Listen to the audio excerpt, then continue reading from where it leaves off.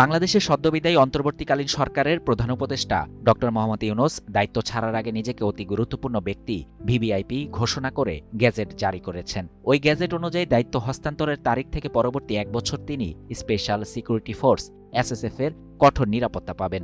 তবে গেজেটটি সরকারি নিয়ম অনুযায়ী প্রকাশিত হলেও তা বাংলাদেশ সরকারি মুদ্রণালয় বিজি প্রেসের ওয়েবসাইটে না থাকা বিষয়টি নিয়ে প্রশ্ন উঠেছে।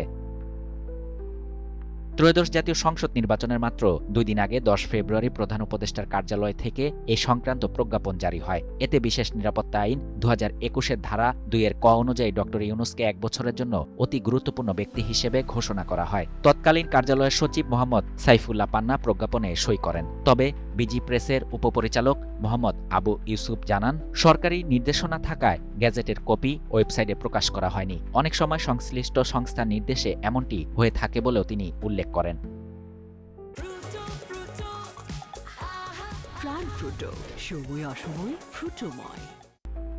এদিকে ১৭ ফেব্রুয়ারি তারেক রহমান নেতৃত্বাধীন নতুন সরকার শপথ নেয়ার মধ্য দিয়ে অন্তর্বর্তী সরকারের মেয়াদ শেষ হয়। ড ইউনূস ২৮ ফেব্রুয়ারি সরকারি বাসভবন ত্যাগ করেন। তিনি ২০২৪ সালের ৮ আগস্ট শেখ হাসিনা সরকারের পতনের পর অন্তর্বর্তী সরকারের প্রধান উপদেষ্টা হিসেবে শপথ নিয়েছেন।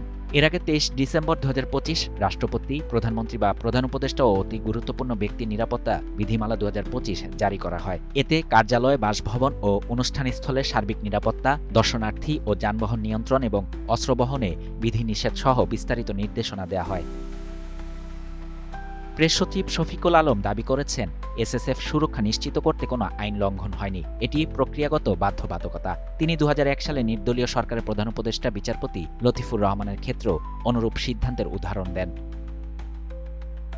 উল্লেখ্য, অতীতে শেখ হাসিনা ও খালেদা জিয়া প্রধানমন্ত্রিত্ব ছেড়ে বিরোধী দলে যাওয়ার পর এসএসএফ সুবিধা পাননি। তবে সম্প্রতি বিএনপির প্রয়াত চেয়ারপারসন খালেদা জিয়াকে অতি গুরুত্বপূর্ণ ব্যক্তি ঘোষণা করে তাকে এসএসএফ নিরাপত্তা দেয়া হয়েছিল।